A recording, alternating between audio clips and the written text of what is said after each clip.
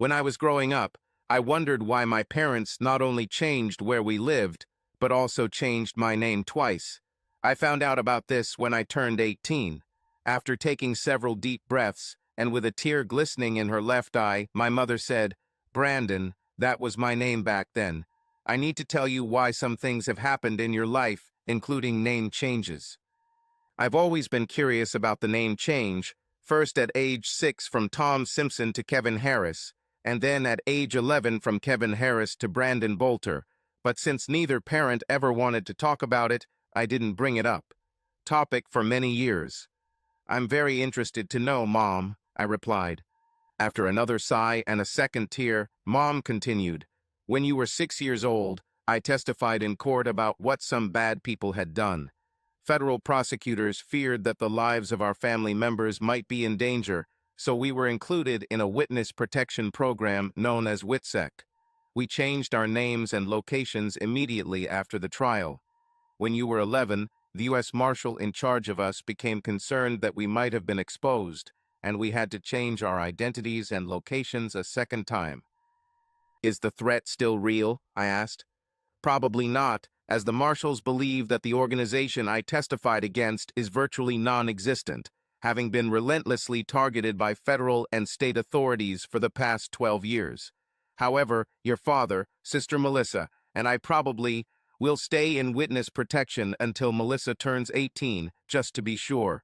As you head off to college and start your adult life, we wanted you to be aware of the situation," she continued. We talked for about another half hour, and as we were wrapping up, I surprised myself by asking, "Do you have my birth certificate for Tom Simpson?"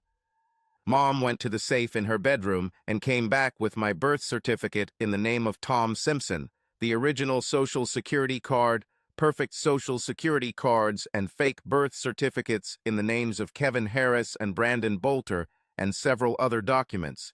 When she handed them to me, she grinned. "You already have documents for 2 aliases, but don't use them unless you're planning on escaping a bad relationship." I opened a safe deposit box at the National Bank and put all the documents in there, as well as my state champion javelin medal from high school. Over the next month, my conversation with my mother forced me to grapple with a number of issues that had bothered me as a child, including the rather secluded upbringing Melissa and I had had, the anxiety my parents felt when I insisted on joining the track team at high school, their reluctance to be photographed so that the photos would not leave our house, and many other small and large oddities that arose in my childhood. Although I gained some self-confidence from athletics and decent grades, it was probably because of my troubled childhood that I did not have the self-confidence that a 182 cm, 79 kg good-looking guy should have. This included an aversion to physical confrontations.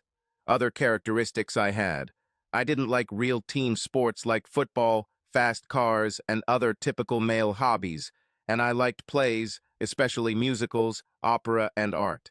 By the time I graduated from college, my parents and sister had been out of the witness protection program for a year, since the organization that posed the threat no longer existed. But of course, we all retained the Bolter family name and identity. After college, I started dating a woman I met at a singles meeting named Jill Jerson. We seemed pretty compatible, except that Jill exuded confidence, and I still lacked that trait. Later, as I got to know Jill better, I realized that she really had an explosive temper. It didn't put me off, but it did make me a little wary. However, Jill's sex appeal ultimately overrode any doubts I had about the relationship. Jill and I got married in front of a justice of the peace, with only our parents and siblings present. Neither of us wanted a big celebration. We went on a short honeymoon to Niagara Falls, where we barely left our room. Married life with Jill was good for 2 years. We made love regularly, had a good group of friends, visited every art gallery and museum in the area, and spent a significant portion of our spare money on the theater. However, after about 26 months of marriage, Jill began to have physical problems. At first, her menstrual cycles became irregular, something that had never happened to her before. Then, a milky substance would sometimes be released from her breasts. I insisted that she see a doctor. Luckily, the first Dr. Jill saw turned out to be an expert in his field, because after 2 consultations over the next few days and several tests, Dr. Gilbert diagnosed a benign growth on Jill's pituitary gland called hyperprolactinemia. Because it was caught early, there was no permanent damage and treatment was relatively simple. Dr. Gilbert prescribed a dopamine agonist to be taken 3 times daily, then tapered to twice daily after 2 months, and then to once daily after another month. The treatment was almost miraculous. Within 6 weeks, she was back to her normal self. After 8 weeks, she seemed even better, at least sexually, as we had some form of sex almost every day, including when she had regular periods. I was so pleased with the improvement in my sex life and the accompanying passion that some things I would normally notice probably escaped my notice. These things included Jill sometimes putting a pair of panties in her purse when she left for work, a second phone that I sometimes noticed in our guest room, and not being able to reach her at lunchtime much more often than usual. One morning, after a normal night of passionate lovemaking, I was more attentive than usual and saw her discreetly put a pair of panties and a strange phone in her handbag, and unable to reach her at lunchtime, I finally suspected that something was wrong. Toward the end of my lunch break, I drove 10 minutes from my office to Jill's office and waited outside. Around 1:30 p.m., I saw her being driven to her office by a man in a BMW. The kiss on the lips they exchanged before she jumped out of the car disturbed me. When she returned home that night, I deliberately, in a joking manner, looked at her panties. They were the same color that I saw in the morning when she put them in her purse. Now on guard, I watched Jill more closely. When I again saw her sneaking a pair of panties and a second phone into her purse 2 mornings later, I was there at her office at 11:30 the next day. At 11:54 a.m., I saw the same BMW I had seen earlier pull up in front of the building. Jill quickly exited the building and got into the car, and they drove away. I easily followed them in my nondescript white Toyota, which looked like hundreds of other cars on the road at the time. I followed the BMW for only a few miles before it turned into the driveway of a detached house located at least 50 feet from neighbors on either side. After Jill and her friend got out of the car, they kissed and then walked to the front door, he with his hand on her buttocks, she with a smile on her face. I parked on the street in front of the house, got out, and knocked on the door. The man who answered the door was much larger than me and obviously did not appreciate my knocking. "What do you want?" he barked. I saw Jill in the background. She looked at me and at least had the decency to blush. "I want to talk to your bitch friend, you asshole," I barked back and tried to enter. He pushed me to the ground, and when I stood up, he hit me. It was painful. "Get off my property or I'll kick your ass," he shouted. Jill was nowhere to be seen. Still avoiding confrontation at this point, I trudged back to my car, went home to patch up my nose and gather the things I'd need for the next few days, and drove back to the office. I turned off my cell phone, but saw that there was a message from Jill's main phone. I didn't check it. At work, I asked the HR person in charge of providing temporary housing for out-of-town clients if I could use one of my firm's 3 apartments for the next week or so. She checked the schedule and said one of the apartments was available, but I needed to get approval from one of the vice presidents. I got approval by lying that my house had a bad fumigation experience and moved into the apartment that night. That night, I considered my situation. I was embarrassed by my physical encounter with Jill's lover and wondered why I avoided confrontation and what the root of my lack of self-confidence was. When I looked in the mirror, I didn't like what I saw. Cute weakling. This is where my old personality ended. I made it through Friday fine, and on Saturday I signed up for a week-long course called Impact Self-Defense. The course lasted only 1 week and did not involve learning karate or MMA, but surviving in a fight. He taught 8 proven effective techniques that, if mastered, greatly increase the likelihood of surviving, even winning in a fight. By the following Saturday, I was bruised, sore, and brimming with confidence. I realized that these 8 techniques, very different and simple, would probably not win a fight against a skilled attacker. However, I had no doubt that for the average male antagonist, at least one of the techniques would be very successful and unexpected. I was especially confident in the header technique that was taught to me and which my instructor said I had almost mastered, including how to successfully maneuver to use it. During the week while I was training, Jill tried to contact me several times, including at work. I successfully avoided her. However, I started listening to her voicemails and reading her texts. They started out a little sarcastic, became more conciliatory, and 9 days after I left, I received one message that stuck with me. It was said with real emotion and sounded like this: "Please call Dr. Gilbert and let her explain my medical situation. Please, if you ever loved me, do this." I called Dr. Gilbert. She was busy with a patient, but called me back within an hour.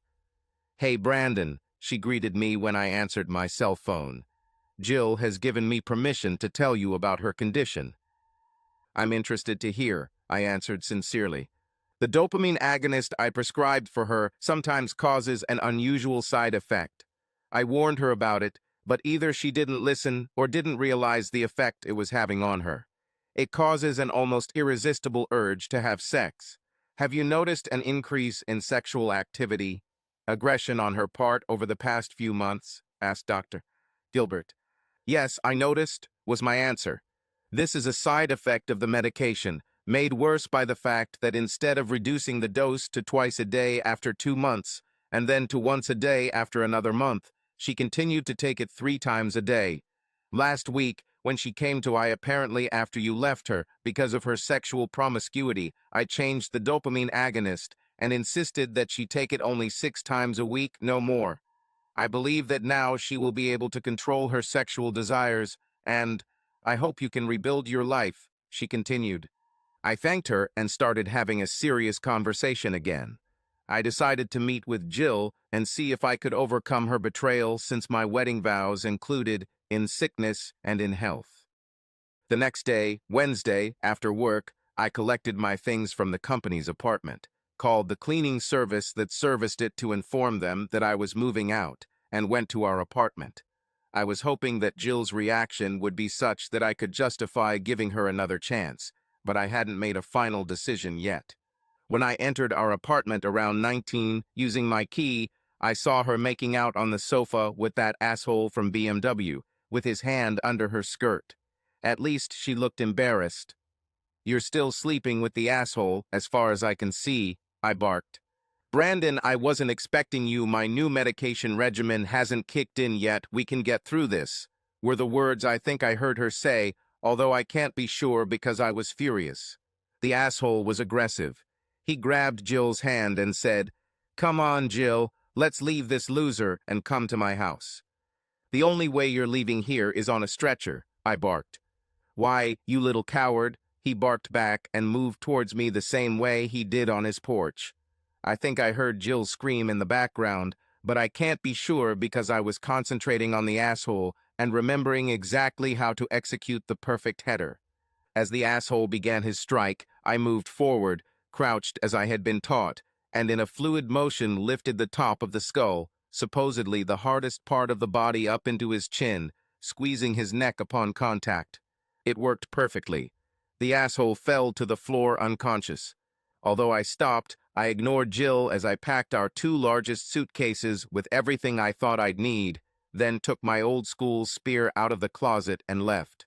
Jill was busy being an asshole, but she stood up and tried to stop me, begging me to talk to her.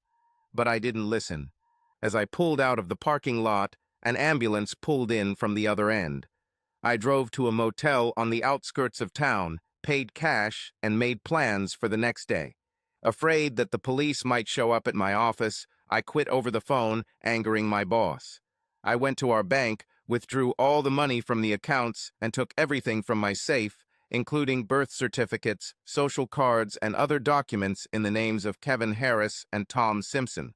Over the next week, I got a new driver's license in the name of Kevin Harris, canceled my cell phone contract, recycled my phone without a SIM card, bought a temporary phone, sold my car for cash, and bought a cheaper car that I registered in Kevin Harris' name. As I left the area around noon, heading to a city about 1,000 miles away, I committed one last act. I parked a block from the asshole's house.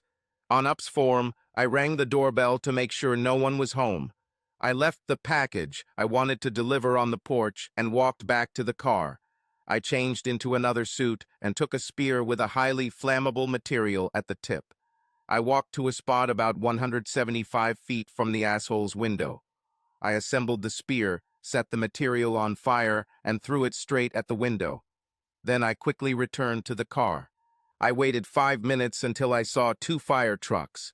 As I drove past the burning house, it looked like it might burn to the ground, although by then both cars were already filling it with water and foam. I continued driving towards my new home. I never contacted or heard from Jill again, not surprising since Brandon Bolter was now a ghost. I heard from my parents that she contacted them, but they claimed that they did not know where I was. She told them that she had hired a private detective and that the police suspected that I had committed arson. But since my new documents were practically bulletproof, I was not worried about being found. Just in case, I communicated with my parents and sister only on temporary phones purchased specifically for this purpose. I found out that starting a new life is not easy, even if you have legal documents. The problem was the resume. I put one together based on Brandon Bolter's background and hoped that no potential employer would check me out. I included a cover letter explaining that my records were destroyed in a fire and only applied to places that did not require a background check.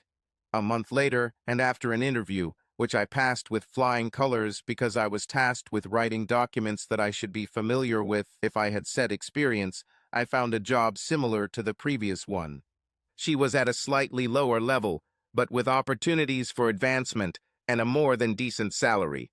I had barely dated for nearly 10 months and didn't have enough income to attend all the musicals or art shows I wanted when fate smiled on me. I had just been promoted and started working with clients face to face. A more experienced employee referred me to a woman named Joan Green, with whom he was not getting along, and I had my first meeting with her. I found her more charming than problematic, and after our business was over, I invited her to dinner.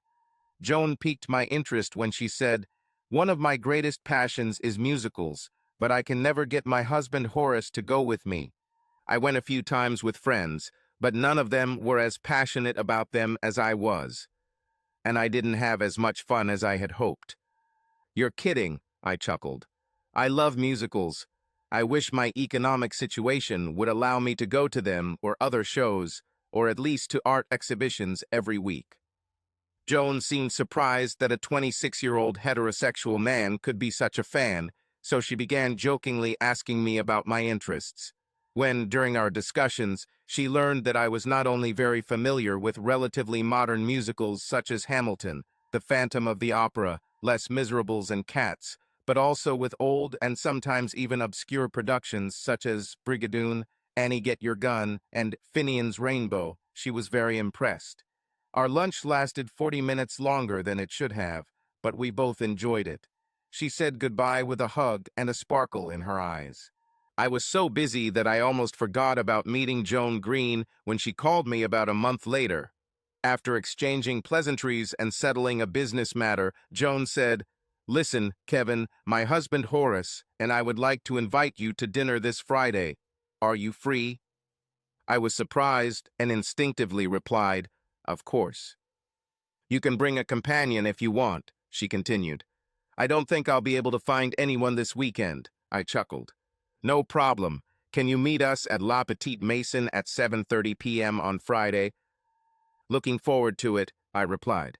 I asked a few colleagues about La Petite Maison, since I was relatively new in town and hadn't heard of it. Everyone reacted with envy.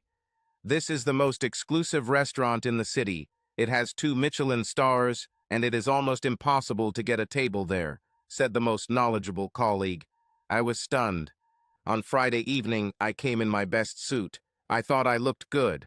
Fortunately, Joan and Horace were already there when I arrived, for, despite my best attire, I was afraid that I would not be allowed in for lack of respectability.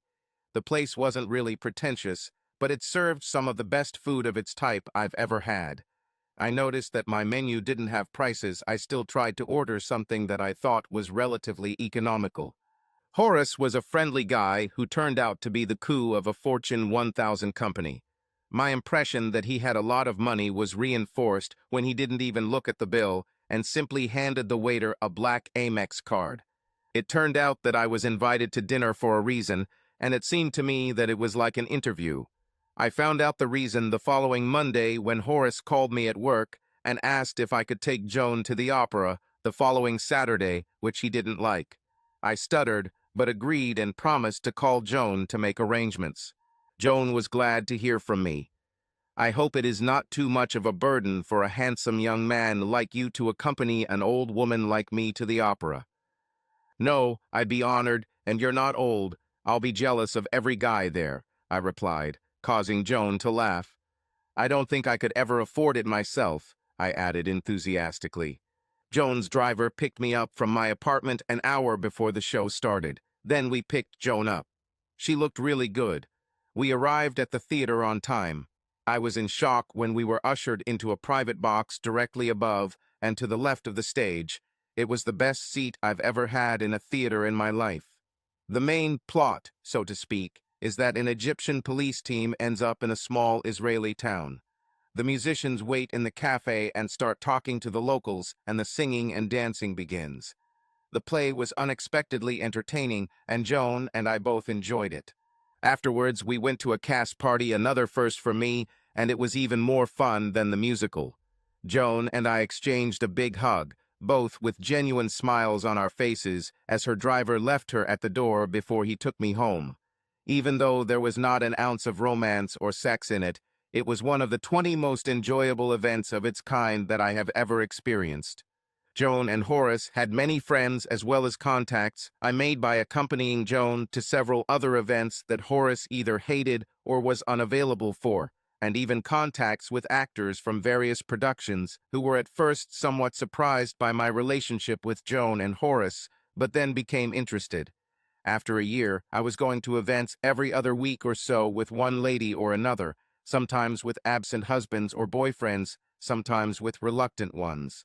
I seemed to have a good reputation because no more than a handful of husbands or boyfriends insisted on interviewing me before I took their women to the theater, art gallery, or sometimes even to a charity ball.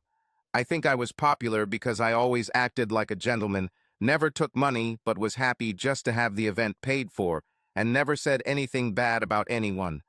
The women were usually between the ages of 30 and 70, and most were rich or had rich boyfriends. My particular hobby was the best thing that could have happened to someone like me.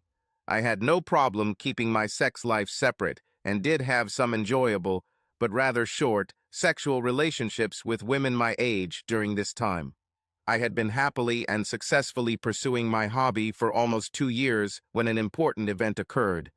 The husband of a new potential client called me. He was the first person in over a year who wanted to meet me.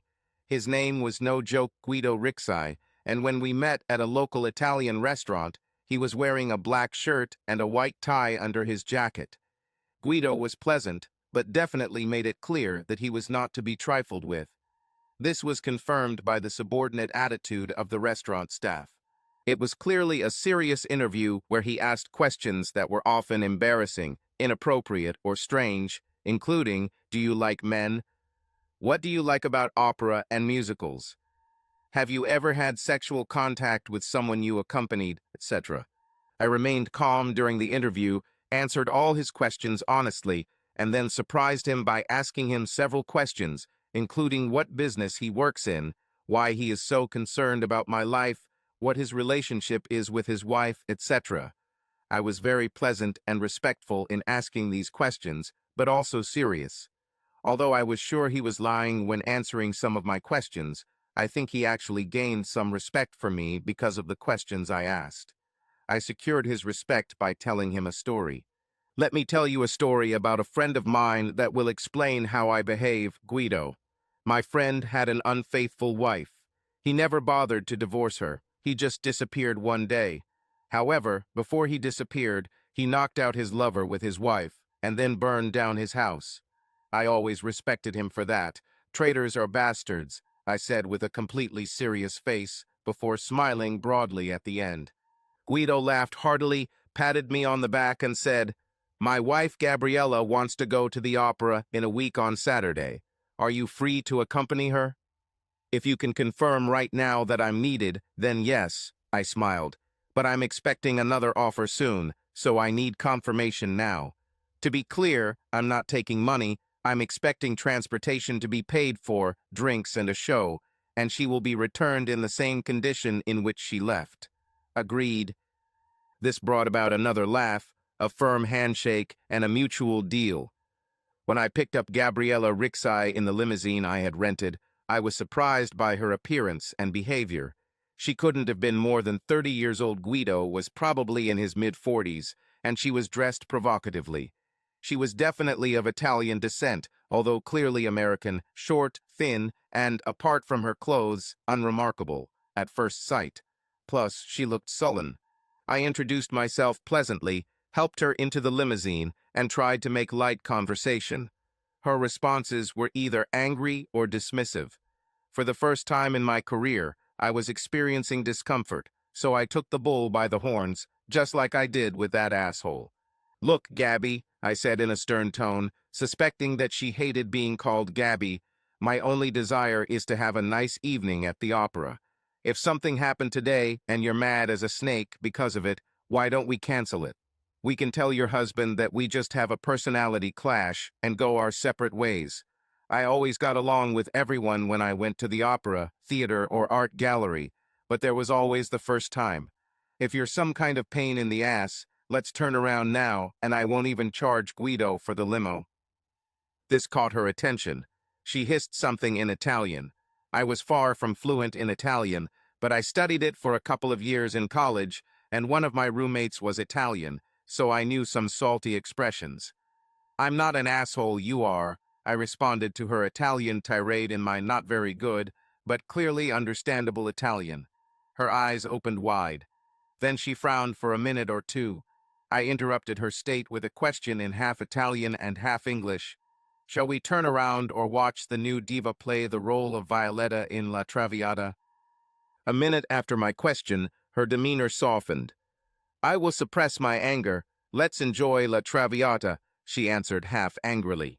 The rest of the conversation in the limousine was about what we both liked about opera, operas we'd seen in the past, who our favorite performers were, etc. By the time intermission came, Gabriella was really nice, sipping a glass of white wine, and I was enjoying soda. After Violetta realizes that she will not survive and dies, Gabriella's emotions mirror Violetta's condition. When the curtain fell, Gabriella had tears in her eyes. I comforted her by squeezing her shoulder, and she smiled at me through her tears. After the performance, Gabriella surprised me again by wanting to go to a nightclub. Guido gave me a curfew until 1 a.m., so I agreed. Gabriella was a completely different person in the nightclub. It was there that I first noticed that she had that elusive factor that, for lack of a better term, is often called that factor. In my experience, some women have that factor because they are cheerful and optimistic, and their demeanor is contagious and makes the people around them more cheerful and optimistic. In other women, it simply cannot be properly determined. It is something that transcends their looks and makes them incredibly sexually attractive without having physical characteristics that a particular man might idealize. As the evening went on, I realized more and more that Gabriella was incredibly seductive. It got frustrating when our last dance was slow, and despite my best efforts, I became aroused as we moved in unison across the dance floor. I hoped she didn't notice. In the limo on the way back, Gabriella was silent for a few minutes, and then interrupted me when I started to say something. Kevin, I'm sorry to interrupt, but I need to say something. I'm sorry for my dark mood when you picked me up, but I was angry at Guido for simply telling me that he had arranged for someone to take me to the opera, so I wouldn't bother him with it anymore, and completely ignoring my experiences. When you arrived, I barely knew your name, let alone anything else. I'm sorry I took it out on you. I smiled widely. Apologies are accepted. I would react the same way if I was in your situation, I chuckled. I had a great time, she continued, clearly serious. Me too, best time, I replied, causing her to blush slightly. When we returned to her house, almost a mansion, I insisted on walking her to the door and meeting Guido if he was home. She opened the door with the key and called Guido. He and two associates emerged from what I thought might have been a library or home office. I greeted him warmly. Guido, thank you for allowing me to accompany your charming wife to the opera. It was a wonderful performance, and I thank you for allowing me to enjoy something that I could not have afforded myself. As promised, I'm returning her before curfew, and in exactly the same condition as she was in when she left, I said, pronouncing the last phrase with a laugh. Guido laughed too, introduced me to his two associates who looked like actors from one of the Godfather movies, and then I said goodbye, leaving both Guido and Gabriella with smiles on their faces. I don't know exactly how Gabriella got my phone number, but she called me the next day and thanked me for the most enjoyable experience I've had all year. Fortunately, she could only speak for a few minutes, because our conversation caused me some confusion. After a night with Gabriella, on my next romantic date, I fucked my drunken lover with a passion I hadn't felt since my best moments with Jill. Unfortunately, the passion was caused by thoughts of Gabriella, which bothered me when I remembered it the next morning. Fortunately, my companion did not notice anything, but simply praised me for an unforgettable performance. After I dropped my date off the next morning, I promised to put Gabriella out of my mind. She's not really that special or sexy, I told myself disingenuously, and she's dangerous, which was certainly true. My efforts to rid myself of thoughts of Gabriella lasted a month until Guido called me again and asked me to take Gabriella to a social event at a club of which he was a member, since he would be away and she was one of the organizers' events. I pretended that I might be conflicted, but in the end I half-heartedly agreed. He seemed very pleased. "A happy wife means a happy life," was the hackneyed phrase with which he ended the conversation. The country club experience with Gabriella was excruciating. Not only did she have that factor with the accompanying sexuality, but with a slight, she looked amazing with her makeup and hairstyle. Everyone I was introduced to seemed to know about my relationship with Gabriella, and a couple of the women even asked about the details of my profession. I behaved completely all evening, including staying away when the band played slow songs. I noticed two guys who looked out of place at the event and seemed to be subtly paying special attention to Gabriella and me. I was sure that these were Guido's spies. They would only have a positive report. I made a big impression on Gabriella and the other people on the organizing committee by helping with cleaning that the staff wasn't required to do, including carrying items to some of the committee members' cars. Gabriella was very friendly on the way to her house. When we got there and I walked her to the door, she said, "Can you take me to see Hamilton on Saturday the 12th? I don't know why Guido doesn't want to go, but I can't miss it." Sure, okay, I replied, stuttering. "Why don't you pick me up in your car? We don't need a limo or a driver," she said with what I swear was a flirty look. Okay, sure, I replied, stuttering again. She hugged me from the side and then disappeared inside. After another epic session of self-pleasure that night, the next day I soberly admitted to myself that I was beginning to obsessively think about Gabriella. I pulled out my cell phone at least a dozen times over the next 10 days to call Gabriella and cancel my trip to see Hamilton. Each time I either chickened out or sighed in defeat, turning off the phone without making a call. Finally, the evening of the play Hamilton arrived. I pulled up to Rick's house in my humble blue Honda Civic and walked up to the door. Gabriella opened the door herself, dressed and made up so impressively that she could excite a eunuch. I stuttered. "You look very beautiful, an underestimation of the year." "Thank you," she smiled. "Is Guido here?" I asked. "No, he left. I promised to call him at intermission, but there is no curfew today," she said with another flirtatious sparkle in her eyes. It was hard for me not to look at her slender hips during the drive to the theater and at the performance, but I still enjoyed it. During intermission, I bought us a glass of wine while she called Guido. When she returned, she said, "The obligation is fulfilled," then drained her glass and took my arm to lead her back to our seats. After the performance, which we both really enjoyed, we went backstage as I had received a pass through Joan Green. We talked to the actors who played King George, George Washington, and Eliza Hamilton, and by the time we left, there were hardly any other cars left in the parking lot. As I held the passenger door open for Gabriella, with a most devilish smile I had ever seen up close, she muttered, "I had a great time. Thank you, Kevin," and then kissed me on the lips. As she sat in the front passenger seat of my Honda, desire overwhelmed me. I pulled her out of the car without hitting her head on the roof and planted the most passionate kiss on her lips while caressing her ass. She didn't resist. When we broke the kiss, she had a look that said, "I know what you want." I didn't disappoint her, saying, "I have to have you," kissed her passionately again, and then helped her into the car. Almost without saying a word, we drove the 17 minutes to my apartment. Almost the only words I uttered the whole way were, "Please don't show off your gorgeous thighs. I'll crash the car." When we got to my apartment, in the ultimate cliched act, I carried her over the threshold into my bedroom, thankfully nearly spotless, because when I try to take my mind off something dangerous like the thought of sleeping with a married siren on a racketeer, I clean my home. I found that the fastest speed two smartly dressed people could take off their clothes without tearing them was about 25 seconds, at least according to my watch that night. Gabriella was even more seductive naked than in clothes, an order of magnitude more. After we kissed passionately and felt each other's hands, I gently laid her down on my bed. We had sex. The rest of the night until the morning continued with erotic and pleasant conversations interspersed with sex. Eventually, we fell into a deep sleep, our bodies intertwined.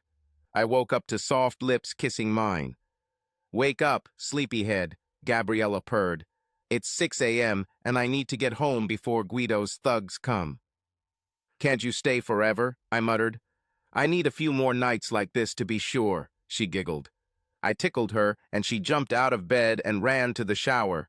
I barged into the shower and soaped each other up, wanting to have sex, but our body parts were too sore for that. I guess we should have washed up faster, because when we pulled up to her house, we saw a black SUV in front of it. "Damn," Gabriella muttered. "This is one of Guido's thugs. They can't see me with you. We're in trouble." I thought quickly. I definitely didn't want to end up on the bottom of the ocean with cement boots or for Gabriella to get hurt. "There's a Walmart nearby." I turned in the opposite direction. "Have you ever jogged?" "I exercise a lot, although Guido doesn't like it when I run around without a guard in the car," she replied. "Well, you were running today," I laughed. At Walmart, I bought her shorts, a t-shirt, a sports bra, sneakers, a small fanny pack, and a bottle of water. "What is the water for?" she asked. "You should look sweaty," I replied. She changed clothes in my car while I held back all my strength not to attack her again. Once she was dressed, we drove up to her house, about 500 meters away. She got out of the car, I sprayed her with water, simulating sweat pretty well. Then I handed her the keys, wallet, and cell phone, which she put in a pouch on her belt. "I will find a way to give you back your purse and clothes," were my last words as I kissed her. Then she almost ran towards the house. I left there, drove home, and fell on the bed. I quickly fell asleep, completely absorbed in two thoughts. The first, this was the best experience of my life. The second is, I'm a dead man when Guido finds out. When I finally got up around 1 p.m., I received a call from a number I didn't recognize. Even though it was probably a promotional call, I answered with an enthusiastic hello. "Hello, Cupid, this is Aurora," followed by laughter on the phone. "Gabriella, what phone are you calling from?" "The new burner phone I just bought to communicate with my lover. That's you, by the way," she laughed. "What happened when you got home?" Two idiots were eating donuts in an SUV. I made fun of them by saying, "Are you all suddenly cops? Why donuts?" They thought it was funny, but then video said, "Miss Gabriella, you know that Guido doesn't like it when you run around alone." I replied, "I woke up at 6 o'clock with full energy because the party last night went so well and there was no one around and I needed to move. Don't worry, I had my cell phone in my belt pouch and there were no robbers this early. Take your donuts inside and I'll make you two some coffee," Gabriella laughed. "So they didn't suspect anything?" I asked. "Nothing. especially when I told them I was going to wash the sweat off of myself after I made them coffee. She laughed. We chatted for a few more minutes, then she said, "Kevin, I need to see you. Meet me at Crossgate Mall near Victoria's Secret at 3:30, okay?" "No wild horses can hold me back," I replied. At the mall, she gave me my own burner phone, and we entered each other's numbers into our phones. "We need rules so we don't get caught because I need more of you," she giggled. "No messages unless you pretend it's a Chinese restaurant dialing the wrong number, no texts, just short conversations to set up appointments." We discussed other precautions until she said, "This should be enough. If we come up with something else along the way, we'll add it." "There's one more thing," I said. With complete seriousness, I continued. "If Guido finds out, we need to minimize the damage you suffer. Tell him that I drugged you, took you by force, and now I'm blackmailing you, threatening to give him a sex tape and post it on the internet." "You'll be dead," she said, almost sobbing. "Not if you text me, 'Your order is ready.' I can leave the city in less than half an hour. I'll prepare everything in advance," I replied. "We'll talk about it when we meet for lunch at the Hilton on Wednesday," she smiled. Since Gabriella didn't work and I had flexible work hours as long as I fulfilled my duties, we had many days together. It was almost impossible to believe, but the sex got even better as we got to know each other's bodies and desires more. I was in love from the first night we spent together, and all our contacts after that increased the depth of my feelings for her. We took many precautions, such as checking her car for electronics whenever we met at a location within a mile of where we planned to spend the day, using disguises, and never disrupting our communication system or showing public displays of affection. Since we had a lot of sex and love 3 to 5 times a week, when I took her to a play or exhibition at Guido's insistence about once a month, we hardly touched each other. I spotted what I thought were spies many times at various events, but they never had anything suspicious to report to Guido. However, my trips to the theater made me more confident that I was in love with Gabriella because we had almost as much fun dressed as we did undressed. Of course, all good things come to an end. I still don't know how Guido found out. I guess we got lazy and didn't check Gabriella's car for GPS or other electronics every time, but one Tuesday I was late to meet Gabriella at a motel we only used once. I was talking to Joan Green about something very important to her, and I couldn't interrupt her. I was about 3 blocks from the motel when a message came through my burner phone. "Your order is ready." I should have turned around immediately, but wanted to make sure it wasn't a scam, so I parked in the Burger King parking lot about a block from the motel and headed to the lookout point. I saw 2 black SUVs in the motel parking lot, one on either side of Gabriella's car, and I thought I saw video. I wasn't going to find out the details. Luckily, I was well prepared for this eventuality by using my real birth certificate in the name of Tom Simpson and my social security card to obtain a driver's license and even a passport in that name. I withdrew most of the funds from my bank account and put the cash in my safe along with all the important documents. I drove home to pick up the last of my things. Most of what I needed was in the bump bag in my office. After getting everything I needed, I told the manager I was leaving, gave him a fake mail forwarding address in Weymouth, Massachusetts, and $200 in cash, asking him to reluctantly give this address to any big guys who ask me. Since my apartment was a month-to-month rental, and they could keep my deposit and give my furniture to Goodwill, I left. As I was leaving the manager's office, I looked out the front window and saw a black SUV pull up. Luckily, I parked the car in the back, anticipating just such a situation. I slipped out the back door and left before Guido's thugs got to my apartment or manager's office.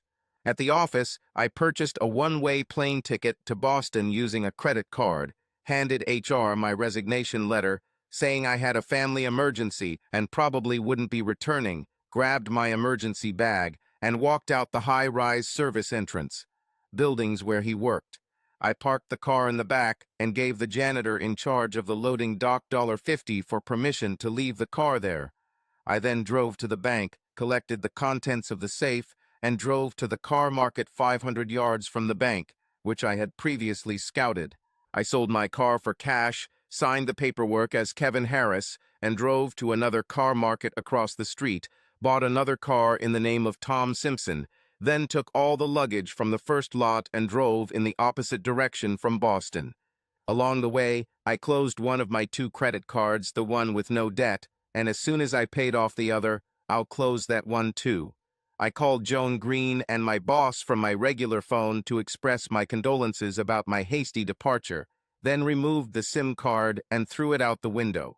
I'll recycle the phone when I get to my destination. I'll keep the disposable phone for now because I turned off GPS on it a long time ago. I was hoping Gabriella could play out the drugging and blackmailing scenario. We worked out the details, and given how smart and dramatic she is, I had no doubt she could pull it off. About a month after I, Tom Simpson, arrived in the new city, using the same procedure I used to get a new job when I changed my name from Brandon Bolter to Kevin Harris, I got a job and rented a modest apartment.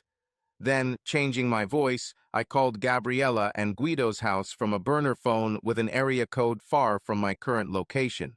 One of the thugs answered. Trying to sound as stupid as possible, I said, hi, I have an order for a rocking chair to be delivered to, 18220 Marston. The order is placed for Gabriella, Rixay, or something like that. I need to arrange delivery. Is Miss Rixay at home? She doesn't exist, was the rude answer. Please, man, give her a message. Call XXXXXXXXX and ask for Bruno so I can deliver the order. I repeated the number and Bruno, and it looked like the thug had written down the information. I knew Gabriella would realize it was me and hoped she would get the message. About 2 hours later, I received a call on my new burner phone. I saw Gabriella's home number on the call ID. In case the phone was tapped, I answered in my stupid voice. Bruno is listening. You called me. This is Gabriella Rixay.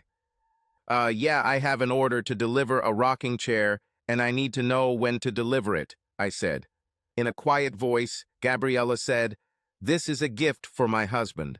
I cannot speak at the moment. Well, call me at the number that guy gave you this number when you can talk, and we'll arrange delivery, I replied. Okay, I'll call tomorrow, Gabriella whispered. She called me from a payphone 2 hours after that. After exchanging expressions of affection, she told me that she had successfully enacted the scenario. Guido beat her a little for not telling him, but it wasn't too serious. When he asked if she had warned me, she categorically denied and gave him her phone. She told him that I apparently saw the subs when I pulled up and drove away. He believed. Now, how should we meet? She asked. Buy another burner phone and give me the number. I'll call you when I can pick you up, and we'll agree on a meeting place. Flying in an airplane is too dangerous, I said. Fine. How much time? No more than 2 weeks, I replied. One more thing, as we discussed while planning for this situation, if you can obtain documents or records related to Guido's illegal activities, you can get into the witness protection program and be placed with me. I already have half of what I need, and I'll get the rest later, she giggled. I love you, and I love you more, lasted about 30 seconds before we passed out. 11 days later, I arranged to meet Gabriella at a highway parking lot about 20 miles from her home. She got there in an Uber only after I called and said she was already there. Wearing a wig and glasses, after a passionate kiss, I unloaded my things from the Uber, but didn't start loading them into my car until the Uber drove away. We drove about 60 miles before we stopped at a motel and had crazy sex. It was even better than I remembered. I never wanted to be apart again. My new home was 700 miles away, but taking turns driving, we got there in 12 hours. I rushed home from work every day, and in 2 weeks we tried to make up for the lost 2 months. Waking up in the middle of the night for 2 weeks straight to have sex with a goddess was the best experience of my life. In addition to documents that could send Guido and his accomplices to prison for many years, the cunning Gabriella brought with her $125,000 in cash. This money went towards a new apartment, a car for her, and other luxuries and necessary things. Once we transitioned from acting like newlyweds to being a normal, sexually active, and motivated young couple, I contacted my witness protection handler for advice and went to the local FBI office. The FBI showed great interest. Subsequent legal proceedings are too boring for. Story on a sex site. Suffice it to say that after the presentation of documentary and audio evidence, as well as the expected testimony of Gabriella, Guido and 4 of his thugs pleaded guilty to racketeering and other crimes for reduced sentences and received 10 to 12 years each in federal prison. I learned from court records in the state where I lived with Jill that she was granted a divorce on grounds of abandonment. There was no record of her remarrying, although she was presumably still living in the area. The FBI was very grateful for Gabriella's helped her get a divorce, and included her in the witness protection program. We got married as soon as her divorce was finalized. Her name is Gina Simpson now. We have 3 kids, and living in witness protection with a goddess like her is a lot more fun than it was when I was a kid. Who would have thought that Kevin Harris' crush could turn into a life of bliss for Tom Simpson? Subscribe to our channel so that your love doesn't cheat on you, and go ahead and listen to the next story, because this story is nothing compared to the next one. If you're under 18, don't even think. Click to the next one. Click to the next one. Click to the next one.